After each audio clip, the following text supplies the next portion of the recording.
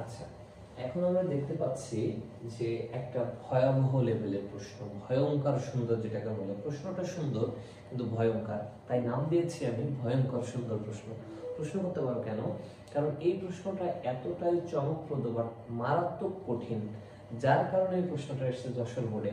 তোমরা যারা যশোর বোর্ডের পরীক্ষার্থী আছো, তোমরা সবাই জানো যশোর বোর্ডে সবসময় একটু হার্ড প্রশ্ন দিয়ে থাকে, জটিল পেঁচানো প্রশ্ন দিয়ে থাকে। কেন? এখন প্রশ্নটা সলভ করতে গেলে বুঝবা। প্রশ্নতে বলতেছে ডিএনএ এর টেমপ্লেট সূত্রকের অনুক্রম জিসিএটি হতে উৎপন্ন এমআরএনএ এর বেজ অনুক্রম হবে কোনটি? প্রশ্ন শুনেই প্রথমে দুঃখ করে মাথায় একটা ধাক্কা দিল না বলো? কারণ এই ধরনের প্রশ্ন পরীক্ষার হলে গিয়ে দেখলে মাথাটা ঘোরা শুরু করে। আমি জানি তোমাদেরকে, বুঝি আমি তোমাদের, বাট এই প্রশ্নটা আসলেই তুমি যদি বুঝে অ্যান্সার করতে পারো, আসলে সব থেকে সহজ প্রশ্ন এটা। চলো আমরা একটু সলভ করার ট্রাই করি। প্রশ্নটা বলছে ডিএনএ এর টেমপ্লেট সূত্র, বলতেছে ডিএনএ এর টেমপ্লেট সূত্র কোনটা ছিল বলতো?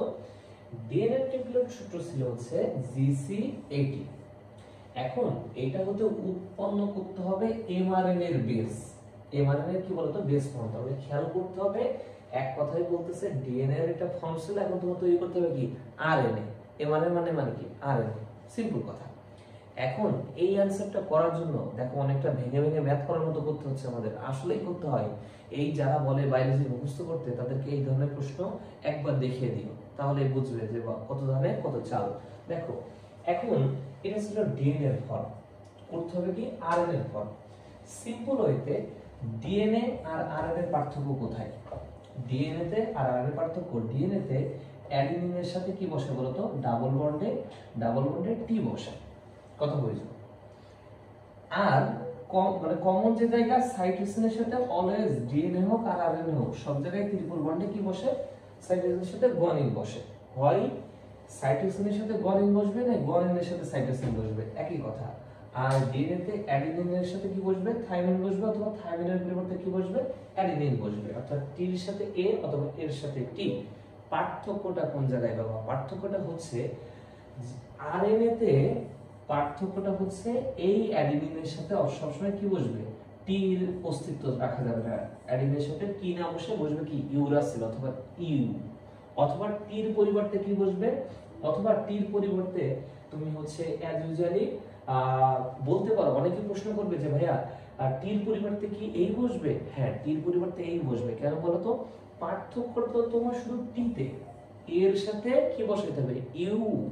এই জায়গায় পার্থক্য। কিন্তু যখন তুমি টি দেখবা থাইমিন, সেটা তো শুধুমাত্র ডিএনএ এরই বৈশিষ্ট্য। এবার আসো প্রশ্নটা দেখো, জির পরিবর্তে আমরা কি বসাবো?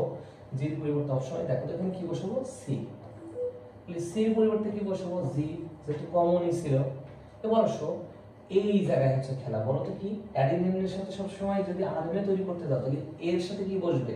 এর সাথে ডিএনএ হইলে টি বসতো, কিন্তু আরএনএ যেহেতু, তাহলে এর সাথে কি বসবে? ইউ।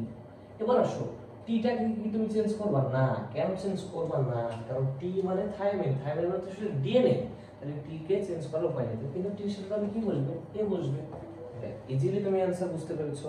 তাহলে এখন দেখো সি জি ইউ এ কোথায় আছে? প্রথমটাতেই আছে, এটাই অ্যানসার। বুঝতেই পারছো কত ইজি ছিল, বাট তোমাকে বুঝে অ্যানসার করতে হবে বাবা।